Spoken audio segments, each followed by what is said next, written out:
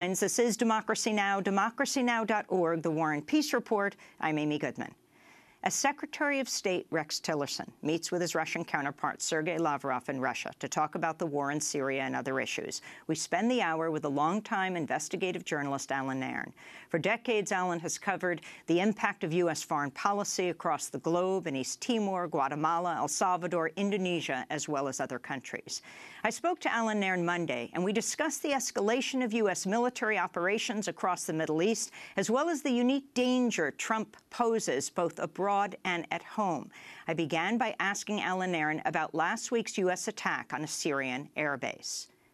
It was an attack on an old U.S. partner, old U.S. torture partner, Assad. The chemical attack was a monstrous atrocity, but it wasn't the most monstrous atrocity that was done in Syria probably that week or that month. The Assad regime routinely massacres civilians using conventional weapons.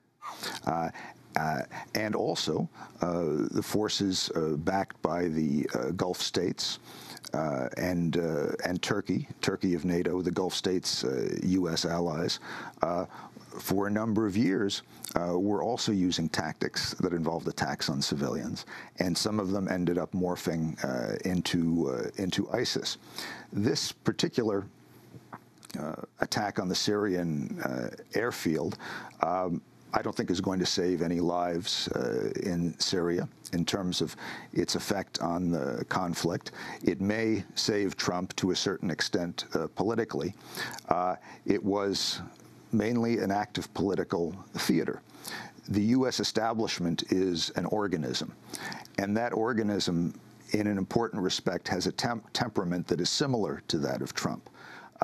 It gets satisfaction from displays of aggression. And if you look at the press coverage, you see that this attack has made them feel good, has made them feel better about themselves as leaders of the United States establishment. But it's not saving lives in Syria. In fact, this particular U.S. attack was probably not the most deadly attack in Syria that the U.S. staged that week, that the U.S. staged last week. Although many people were calling for the U.S. to do this air attack on Syria, many apparently didn't realize that the U.S. was already bombing Syria. In Syria and in Iraq, just over the recent weeks and months, U.S. air attacks have hit mosques, schools, apartment complexes, and killed many, many hundreds of civilians. So much so that the people who monitor this, like the Air Wars Group, have estimated that the U.S. has now surpassed Russia in its killing of civilians by bombing raids. This was more of a symbolic strike. As to the deeper issue of what can be done to stop this carnage, I'm not a pacifist. I think sometimes, unfortunately, tragically, force is necessary. Even violence is necessary to prevent more violence. If there were a military action that could stop this mass slaughter in Syria, I would support it. But there isn't. Contrary to myth, most decisions regarding foreign policy are not hard, they're easy. They're easy. Don't support the murderers. Don't create a bureaucracy that in order to survive has to keep on killing in order to justify its own existence. But occasionally, now and then, you will get a situation where the choices are hard.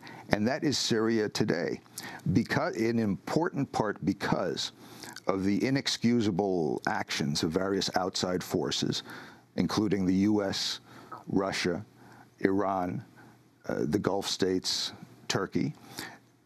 Syria has reached a state of such collapse, that there really is no clear immediate way to stop or at the moment even mitigate the mass civilian killing.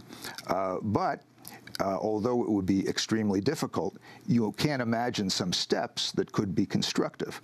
For example, getting all these various foreign powers out, stopping the influx of arms, even on the deal-making level, which the U.S. establishment likes and which Trump likes, even a deal between the U.S.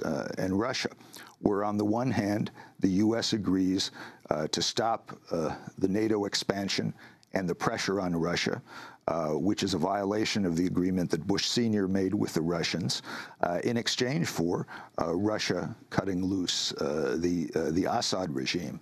Things like this could at least perhaps edge things in the right direction. But more airstrikes will not. The fact that the U.S. bombs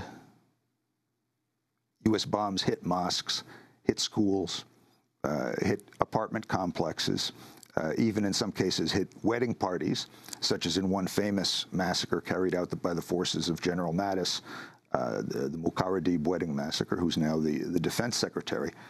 Within the U.S. system, that was in Iraq, on the border near Syria. Within the U.S. system, those killings of civilians are excused because the U.S. was not targeting those civilians per se. They just happened to be next to the targets, so they died in the explosion.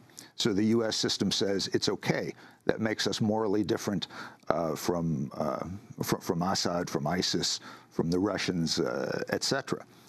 The Pentagon uses calculations, algorithms, before they make these airstrikes. They calculate how many civilians they predict will die by accident. So in a certain sense, it's an accident. But in another sense, if you were applying domestic criminal law standards, it wouldn't be considered an accident. They could be charged with criminally negligent homicide. They could be charged with various kinds of manslaughter. And they make these calculations, and they say, OK, if we drop this bomb, X number of people will die. It used to be, during the Bush attack on Iraq, that the standard was somewhere in the mid-20s, roughly 25 civilians it would be okay to do an airstrike if it would only kill roughly 25 civilians. Now, the calculations have changed. One thing that Trump, with the support of General Mattis, has done is he's encouraged the Pentagon to say, oh, well, even if it's more than 25, no problem. We will still go ahead with this airstrike.